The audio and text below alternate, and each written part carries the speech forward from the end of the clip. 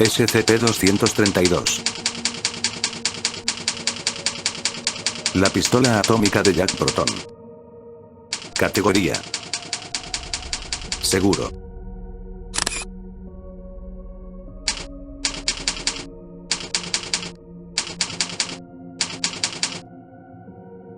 Descripción: SCP-232 es un juguete para niños producido en masa con manufacturación de los tempranos 50s, compuesto primariamente de hojalata y un aparato de luces potenciado por baterías, con el exterior pintado para parecerse al tipo de arma que aparecía en ciencia ficción popular de los comienzos del siglo XX. Una sección rasguñada en la base del mango de SCP-232 se abre para aceptar 2 baterías alcalinas estándar, cuando las baterías se han instalado correctamente y el gatillo es jalado, una pequeña luz eléctrica roja en el barril se enciende. Las habilidades que cambian la cognición de un sujeto se vuelven activas cuando SCP-232 es levantado y tomado o portado por un ser humano mientras las baterías están instaladas. Dentro de 5 a 30 segundos de ser recogido, la persona manejando a SCP-232 empezará a hablar inglés, sin importar la fluidez con el lenguaje o la falta de esta, en una manera parecida al patrón del habla de un preadolescente o adolescente de la juventud americana de los años 1920 a 1960. Personas afectadas negarán que hay algo inusual acerca de su manera de hablar, e insistirán que siempre han hablado así. Este comportamiento continuará hasta aproximadamente 15 a 20 segundos después de que el sujeto de prueba sea inducido a abandonar posesión de SCP-232, después de esto su patrón de habla regresará a lo normal. En sujetos de prueba que no han tenido contacto con la franquicia de Jack Proton, los efectos de SCP-232 no continúan más allá de este estado y el sujeto no tiene ningún recuerdo de su comportamiento mientras estaba bajo su influencia. Información de patente marcada en el mango de SCP-232, y análisis histórico de objetos no anómalos de apariencia idéntica indican que SCP-232 es el juguete de la pistola atómica, producido por la corporación, borrado, desde 1953 hasta 1958 y licenciado bajo la mercancía asociada a Jack Proton, Policía del Espacio, una serie de novelas de ciencia ficción para adultos jóvenes por M.K. Snyder. Aproximadamente censurado. Unidades fueron manufacturadas y vendidas durante la corrida de producción del juguete, de los cuales una cantidad desconocida sigue en existencia hoy en día. La Fundación ha adquirido 1.238 unidades desde que la contención de SCP-232 comenzó, todas excepto 3 mostraron no tener propiedades anómalas bajo pruebas. A través de examinación no se ha indicado ninguna diferencia visible entre las unidades anómalas y las no anómalas. La serie de Jack Proton consistió primariamente de 15 novelas y una docena de historias cortas escritas entre 1940 y la muerte de Snyder en 1973, revuelven alrededor del epónimo mayor John Patrick Jack Proton en el siglo XXVII, donde la raza humana ha colonizado todo el sistema solar de la Tierra. La ambientación es típica de ciencia ficción juvenil del temprano siglo XX y depende fuertemente en débiles descripciones sci-fi, del viaje espacial común en la literatura de aquellos tiempos, incluyendo la existencia de vida en otros planetas del sistema solar, atmósfera respirable en la Luna y otros cuerpos celestiales, viaje espacial más rápido que la luz sin implicaciones realistas, e inteligencia artificial altamente inteligente en computadoras basadas en tecnología de tubos de vacío. Las novelas fueron adaptadas en un programa de radio, sindicalizado nacionalmente, desde 1947 a 1952, en televisión una serie apareció en la red NBC desde 1953 a 1954, y una película en blanco y negro fue lanzada en 1956. La franquicia de Jack Proton no muestra ninguna propiedad anómala por sí misma y puede ser leída, vista o escuchada con seguridad siempre cuando la persona que haga esto no entre en contacto con SCP-232. En sujetos que habían previamente leído, visto o escuchado cualquier versión de la franquicia de Jack Proton, los efectos secundarios de SCP-232 empiezan a manifestarse 90 a 120 segundos después del contacto físico con el juguete. Durante este estado los recuerdos del sujeto de prueba son alterados radicalmente, al extremo que el sujeto cree ser un residente del escenario del siglo XXVII de las novelas de Jack Proton. Sujetos de prueba se rehúsan a responder a sus nombres originales y durante las entrevistas describirán historias de vida y experiencias en carreras de vida en el siglo XXVII, las cuales son internamente consistentes con ellos mismos y con detalles de la historia de Jack Proton, describiéndose muy seguido a sí mismos como contactos cercanos a Jack Proton u otros personajes importantes que aparecieron en la franquicia. Exámenes poligráficos dados a los sujetos de prueba en este estado han dado resultados consistentes que muestran que los sujetos creen que estas historias son reales. En el tercer y final estado de exposición a SCP-232, ocurriendo aproximadamente a los 30 a 45 minutos después de contacto, los sujetos de prueba empiezan a experimentar alucinaciones sensoriales, al tal efecto que ahora perciben el mundo a su alrededor es el escenario ficticio de la franquicia de Jack Proton. En este estado, los sujetos, casi sin excepciones, empezarán a creer que son miembro del Escuadrón de Acción Junior de Jack Proton y han sido asignados una misión de gran importancia para seguridad interplanetaria, en la cual los investigadores y personal de seguridad de la Fundación están involucrados o están intentando detenerlos de completar dicha misión. Aunque intentos de neutralizar personal de la Fundación con SCP-232 han sido probados como fútiles, se ha visto que los sujetos de prueba recurren a violencia física en ocasiones. Personas afectadas por los últimos estados de exposición a SCP-232 se resistirán a cualquier intento de remover a SCP-232 de su persona, y si son separados de él, intentarán recuperarlo por cualquier medio posible desde su posición. Efectos de los estados tardíos de exposición al objeto gradualmente desaparecen en un período aproximado de 3 a 6 horas después de que se le es quitado SCP-232 al sujeto de prueba. En aproximadamente censurado % de las pruebas que implican exposición a largo plazo, los sujetos de prueba han retenido memorias de su persona artificial después de la disipación del efecto, resultando en disonancia cognitiva y discapacidades psicológicas. La atención de la Fundación cayó en SCP-232 el día censurado de después del arresto de Martín censurado, un trabajador de acero jubilado viviendo en borrado PA debido a conducta desordenada en un evento en un mall. Censurado. Insistió que él era el cadete espacial Max Marte. Fue arrestado después de confrontar a varios vendedores empuñando al SCP-232, demandando saber la locación del rubí de Phobos, un artefacto cuyo robo del Museo Marciano de Historia gatilla la trama de la novela Asesinato en el Expresio.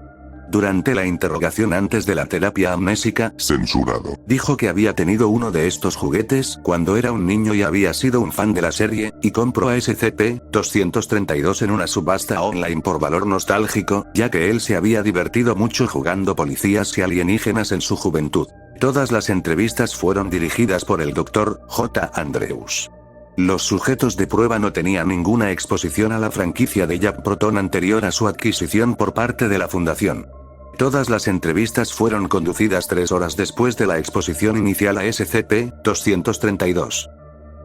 Registro de entrevista 232, 1. Sujeto de prueba. D. 65203, hombre caucásico, 37 años de edad.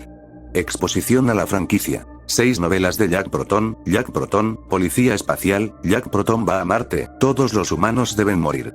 El Gran Callisto Caper, Guerra en el Espacio, la noche en que las luces se apagaron en Ganímedes. Comienza entrevista, censurado D, 2000, censurado, 12:38 p.m.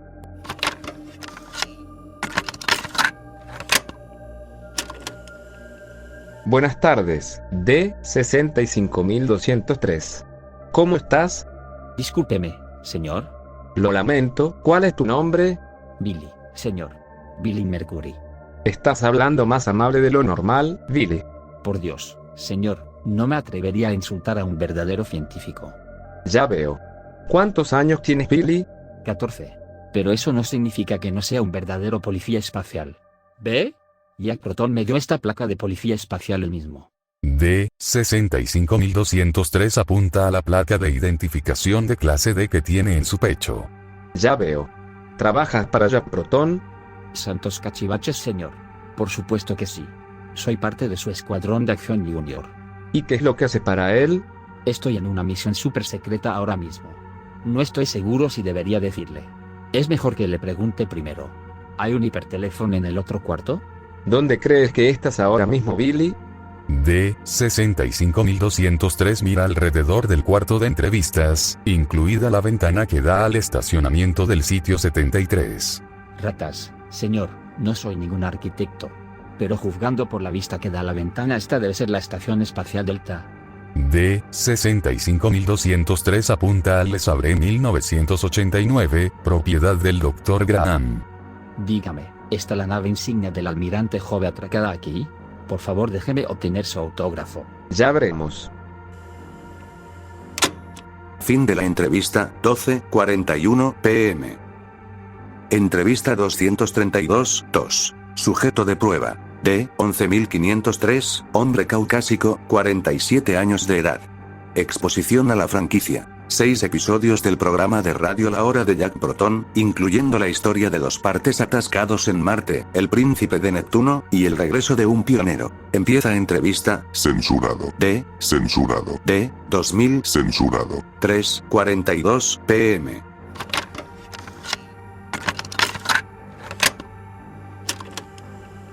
Buenas tardes. D. 11503 comienza a hablar en una monótona voz robótica sin inflexión natural. Saludos, humanoide. ¿Podrías decirnos tu nombre para el registro? Yo soy Daybot, modelo de unidad 11503 a tu servicio. La única versión que mostraba robots inteligentes en la franquicia de Jack Proton era el programa de radio, que mostraba robots inteligentes capaces de hablar. Un asistente robótico fue planeado para la serie de televisión, pero fue desechado debido a problemas de presupuesto. Las novelas publicadas después del programa de radio introdujeron la existencia de robots, pero establecieron que la construcción de robots inteligentes está restringida por las leyes de la robótica instituidas por el Congreso Espacial, y ningún robot es introducido directamente al lector. ¿Dices ser un robot? Te ves muy humano. Fui programado para sosegar a las sensibilidades humanas. ¿Qué tan viejo eres? Fui activado en el complejo de robótica avanzada en el viejo nuevo hemisferio en la Tierra, en el 12 de junio de 2592. ¿Cuál es tu propósito? Soy un robot de servicio totalmente modular. Mi propósito es asistir al mayor John Patrick Proton del Departamento de Policía Galáctico en la aprehensión de peligrosos criminales. Cuando dices que eres totalmente modular, ¿qué implica eso? Mi cuerpo ha sido diseñado para hacer uso de una serie de extensiones personalizables. Yo puedo remover mis apéndices instalados en la fábrica voluntariamente y reemplazarlos con otros diseñados para propósitos específicos. ¿Podrías por favor demostrar removiendo tu brazo izquierdo? Afirmativo. D. 11503 agarra su brazo izquierdo, desde el hombro con su mano derecha, e intenta, sin éxito, removerlo a través de dislocárselo. Parece que estoy experimentando problemas técnicos. Por favor, revise mi manual operativo para averiguar cómo resolver esta dificultad. No importa, Daybot, ¿eres capaz de resolver problemas lógicos? Estoy programado para resolver preguntas de cualquier tipo dirigidas a mí. Un hombre ha sido sentenciado a morir. La mañana de su ejecución, su ejecutor le dice que puede ser colgado o ahogado, y le dice que le pregunte una pregunta de sí o no, a la cual él responderá sinceramente. Si la respuesta es sí, el hombre será colgado; si la respuesta es no, el hombre será ahorcado. El hombre pregunta: ¿vas a ahogarme? ¿Será el hombre ahorcado o ahogado? D. 11503 se queda en silencio por 38 segundos. Daybot. Error. Error. Disculpa. Si la respuesta igual no, el resultado igual ahogado. Pero no igual incorrecto si el resultado igual ahogado. Por tanto, ahogado igual imposible, resultado igual colgado. Colgado igual imposible si la respuesta es no.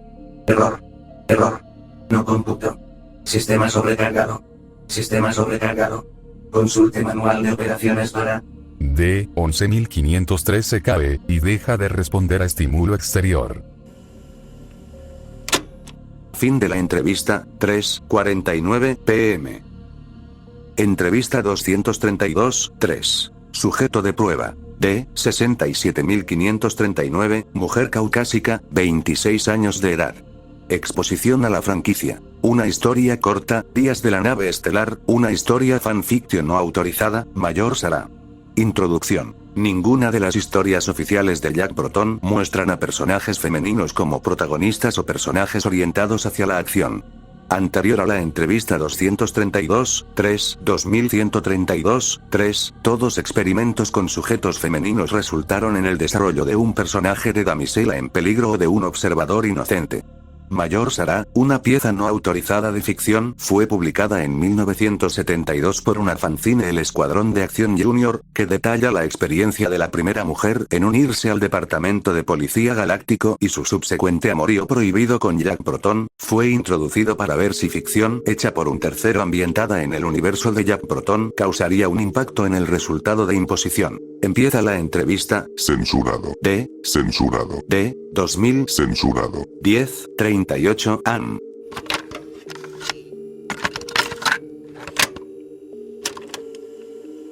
Buenos días. Señor. Buenos días, señor. D. 69.539 se para hacer un saludo. El doctor Andreus le da un saludo de vuelta. Siéntate como antes, y dime tu nombre para el registro. Señor, teniente de primera clase Samantha Maria Van Saturnburg, señor. No hay necesidad de ser tan formal, teniente. Por favor, relájese. Señor, no llegué a la posición en la que estoy relajándome, señor. No soy un oficial, no necesitas llamarme señor.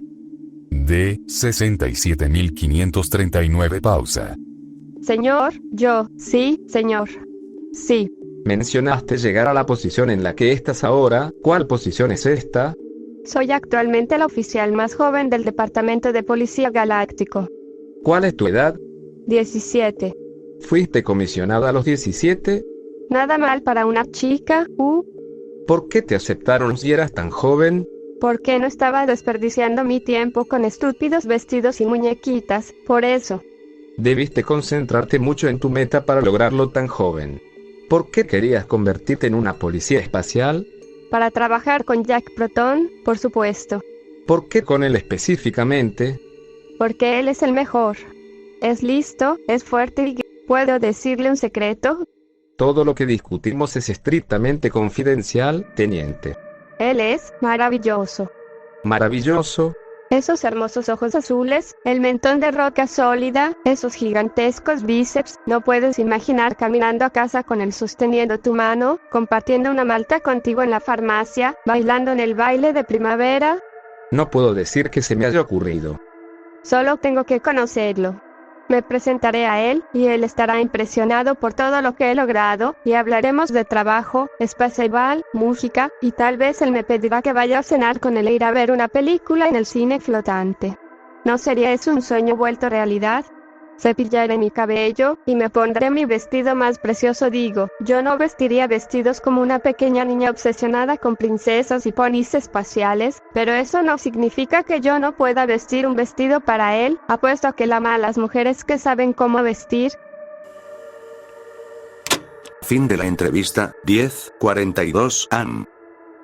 Procedimientos especiales de contención. SCP-232 debe ser mantenido en una caja fuerte cerrada en el área de cógnito peligros del sitio 73. Cuando no se esté usando en pruebas, las baterías deben ser removidas. Cuando las baterías no están instaladas, SCP-232 puede ser manejado seguramente por cualquier personal autorizado. La Fundación debe monitorear casas de subastas online y vendedores de juguetes antiguos, y adquirir productos del mismo modelo de SCP-232 para probarlos y desecharlos. Cualquier otro ejemplar de SCP-232 descubierto debe ser archivado apropiadamente. Cuando las baterías están instaladas, ningún personal aparte de la clase D debe manejar a SCP-232 por cualquier periodo de tiempo más largo que lo necesario para instalar y remover las baterías. Miembros del staff que han sido expuestos a los trabajos de la franquicia de Jack Proton, en cualquier formato, no debe manejar a SCP-232 por cualquier periodo de tiempo mientras las baterías están instaladas. Personal de clase D portando SCP-232 por propósitos de pruebas deben ser monitoreados en todo momento y deben ser eliminados si comportamiento relacionado a SCP-232 plantea un peligro. El copyright, derechos de publicación, y derechos de mercadería de novelas de Jack Proton deben ser poseídas por Springfield Crown Publishing, una compañía fantasma de la fundación, por el propósito de mantener a los trabajos fuera de impresión, previniendo así activación de las propiedades anómalas de cualquier ejemplar de SCP-232 que puedan existir fuera de contención. En el evento de que ocurra un comportamiento relacionado con SCP-232 públicamente, la Fundación debe contactarse con las autoridades locales para recuperar el artefacto y suplementar amnésicos clase A los grupos afectados. La Fundación deberá alentar a los gobiernos mundiales a que enactúen las leyes de copyright necesarias para prevenir que la franquicia de Jack Proton caiga en el dominio público. En el evento de que la franquicia de Jack Proton se convierta en dominio público, técnicas de dosis o desplegamiento masivo de amnésicos clase están autorizados y son apropiados. Fin del reporte. Sígueme y comenta cuál otro SCP deseas conocer.